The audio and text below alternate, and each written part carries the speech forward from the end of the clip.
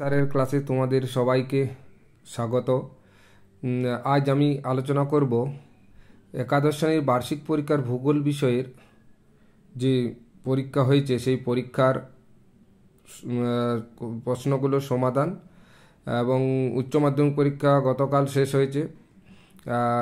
11 বা একাদশ শ্রেণীর যে পরীক্ষা ভূগোলের হয়েছে সেটির প্রশ্নপত্র দেখো আমি সমাধান করছি। অ্যানুয়াল এক্সামিনেশন 2024 দেখো 2024 সাবজেক্ট জিওগ্রাফির থেকে প্রথমে এমসিকিউ যে কোশ্চেন আছে, ভূমিরূপ বিদ্যার বিজ্ঞানের যে শাখা সবচেয়ে নিবিড় সম্পর্ক আছে সেটি হলো ভূতত্ত্ববিদ্যা। জিন্স ও জেফ্রি পৃথিবীর উৎপত্তি সম্পর্কে যে ব্যাখ্যা প্রস্তাব করেছেন সেটি হলো জোয়ার তত্ত্ব।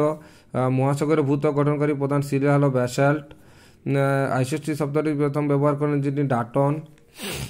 প্যান্থালাসা কথাটি অর্থ হলো সম্মিলিত মহাসাগর। দুই বা তার বেশি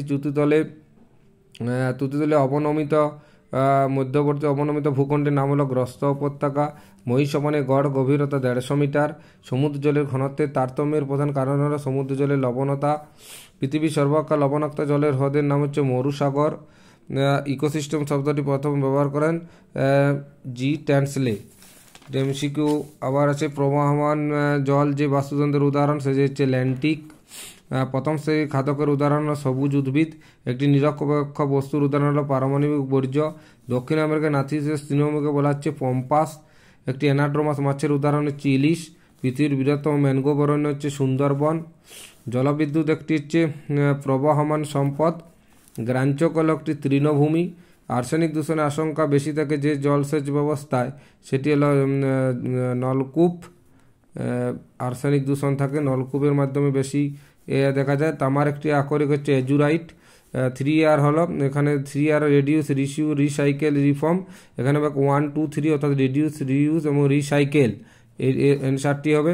এবার চলে যাব আমরা সংক্ষিপ্ত উত্তরভিত্তিক প্রশ্ন, যেটা হচ্ছে এসিকিউ যে কোশ্চেন তার মধ্যে প্রথম হচ্ছে রিমোট সেন্সিং। দেখো রিমোট সেন্সিং বলতে কি বোঝাচ্ছে না, দূর সংবেদন শব্দের অর্থ হলো দূর থেকে কোনো বিষয় সম্পর্কে ধারণা বা নমুনা সংগ্রহ করা, অর্থাৎ কোনো বস্তুকে স্পর্শ না করে তার সম্বন্ধে পাঠ গ্রহণ করাকেই দূর সংবেদন বলে বা রিমোট সেন্সিং বলে।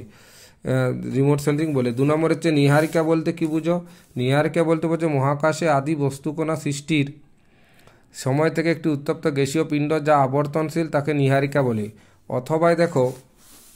অথবাতে আছে প্রতিবিধানতল কি, ভূ অভ্যন্তরে বিভিন্ন ঘনত্বের ভূত্বকীয় খণ্ডগুলো একটি বিস্তীর্ণ অঞ্চল জুড়ে এক সামগ্রিক অবস্থা রয়েছে বলে বিজ্ঞানীরা মনে করেন। যে গভীরতায় ভূত্বকীয় খণ্ডগুলো একটি সমান তল বরাবর অবস্থান করে থাকে তাকে প্রতিবিধান তল বলে।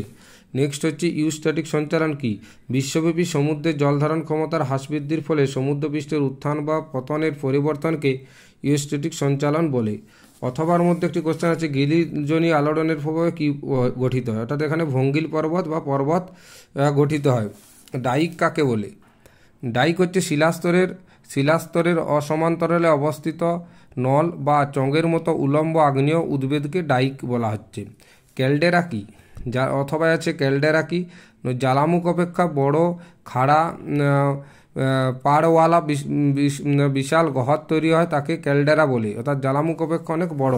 সুনামি কি, সু কথার অর্থ হচ্ছে বন্দর এবং নামি কথার অর্থ হচ্ছে ঢেউ, অর্থাৎ সমুদ্র থেকে আগত বিশাল আকৃতির ঢেউ যা উপকূলে আছড়ে পড়ে তাকে সুনামি বলে। এটি একটি জাপানি শব্দ।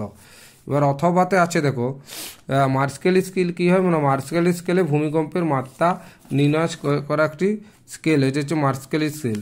এবারে বলেছে দেখো নেরিটিক সঞ্চয় কোথায়, পিলেজিক এবং নেরিটিক সঞ্চয় আমরা জানি সমুদ্রের গভীরতম সমুদ্রে নেরিটিক সঞ্চয় দেখা যায়। জীবভর কাকে বলে, দেখো এখানে জীবভর কোনো বাস্তুতন্ত্রে খাদ্যস্তর অনুসারে বিভিন্ন জীবের শুষ্ক ওজন বা যে ভর থাকে তাকে জীবভর বলা হচ্ছে।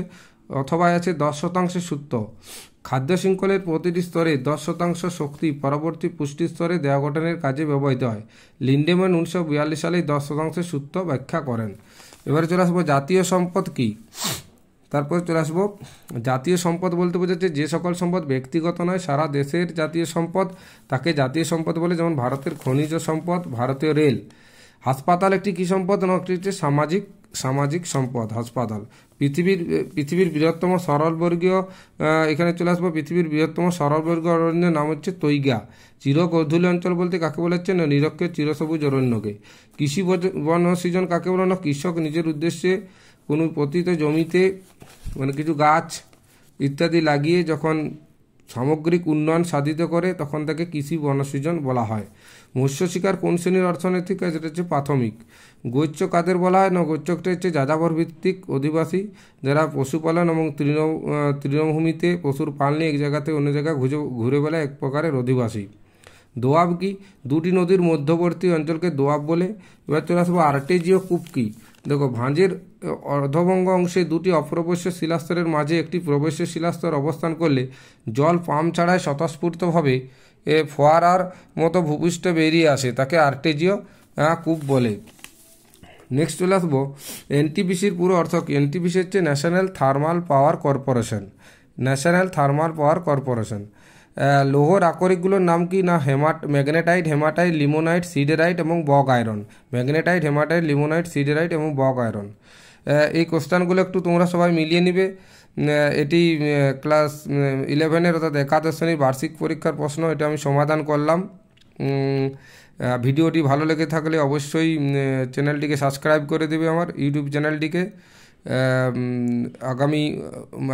আগামী বছর উচ্চ মাধ্যমিক পরীক্ষা তোমরা এখন থেকে ভালোভাবে প্রিপারেশন নাও। আর আমার ভিডিওগুলো পেতে আমার চ্যানেলে সাবস্ক্রাইব করে দাও এবং বেল আইকনটিতে প্রেস করো, তাহলে আমার ভিডিওগুলো দেখতে পাবে।